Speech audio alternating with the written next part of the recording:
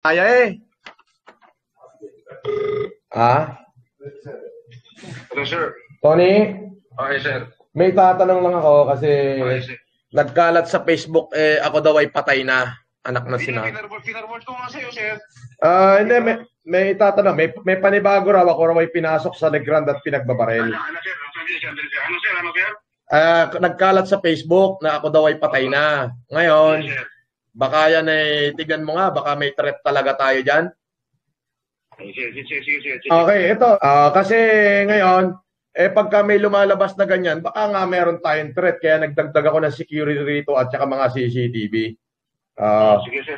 So, naglagay ako ngayon ng 10 security guards sa aking palapag at another 10 security guard sa elevator at saka dyan sa 10 security guard dyan sa baba. Kung ito'y tunay. Kasi bakit? Is it? Sir. Mm. Kung ako mag-assess, sir, kung may threat, bakit sila magbibigay ng forewarning? Nakalive ako ngayon, sir. Nakalive ako ngayon. Sige. Sige, bye-bye.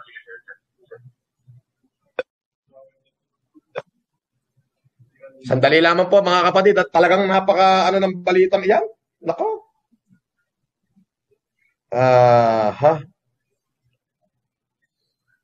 Ay mga kapatid, magandang umaga po sa inyo lahat at magandang tanghapon, magandang tanghali at kaya ho ako ay medyo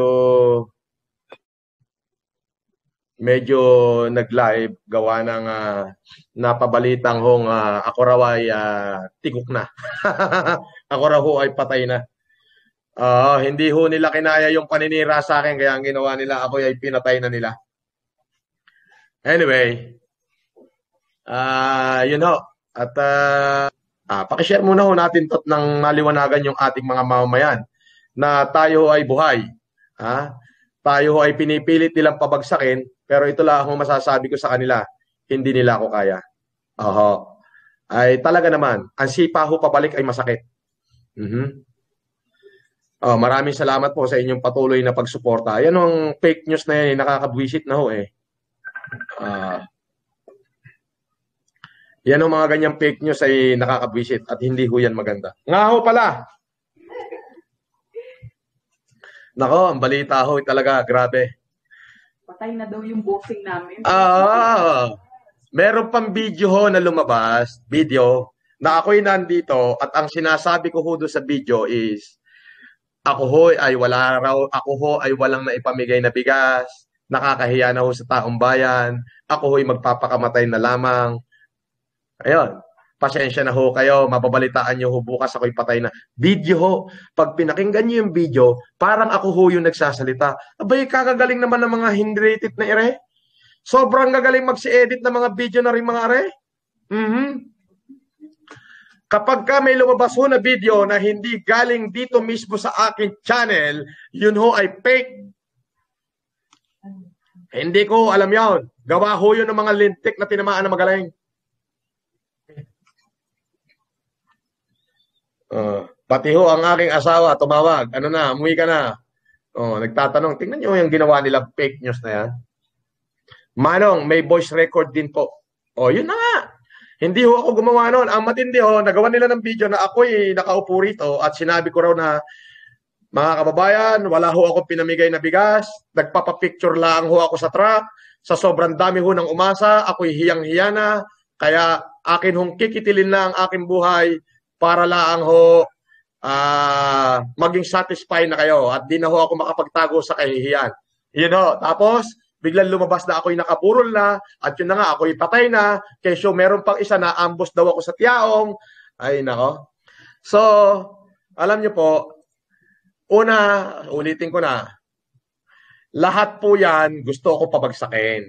May sinira ako, nilabas yung ganito, ako daw ay ganito, ako daw ay ganito, ako daw ay scammer, ako daw ay budol-budol, ako daw ay ganito. Lahat ho ay napasinungalingan. Lahat ho ay fake news.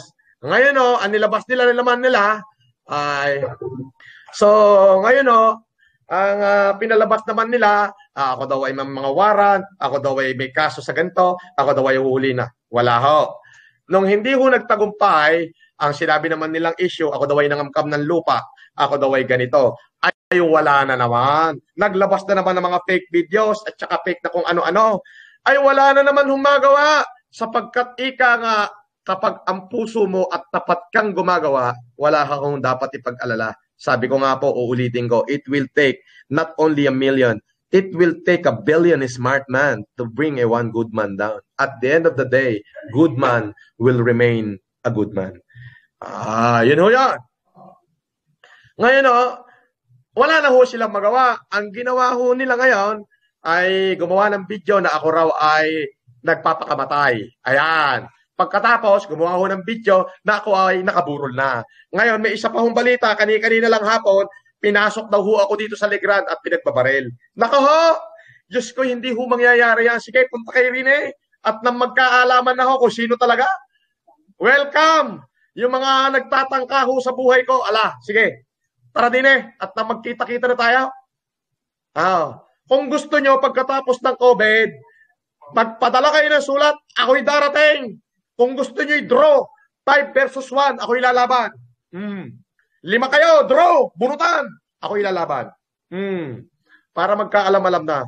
Itong mga lintik na ito, wala nang magawang mabuti Ay kung ako'y masisiraan ng loob, ay di paano na yung mga kababayan nating, mga mamamayan na umaasa sa atin? Di ba?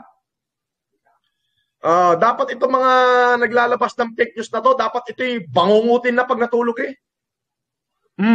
Pero hindi. Ipapanalangin kong humaba ang buhay nyo.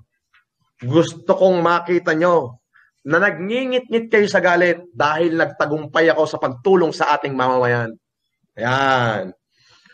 Ang hindi ko lang maintindihan, pag mayaman, tumulong sa kapwa mayaman, walang problema.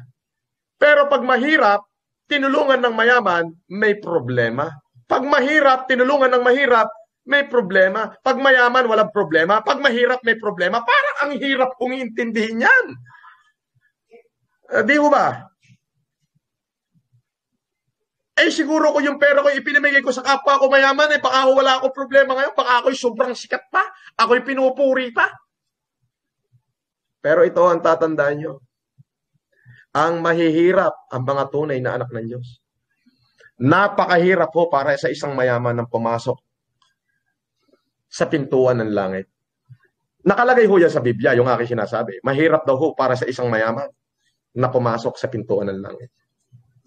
Ay, they willing ho ako maghirap para makasama nung kapwa ako mahihirap pag ako'y mahirap na. Siya ako'y kapwa na nila mahirap. Di ho ba? At meron daw hong bago ngayon na bumibira sa akin, yung isang matandang broadcaster daw na kung ano-ano daw ho ang pinagsasabi tungkol sa akin.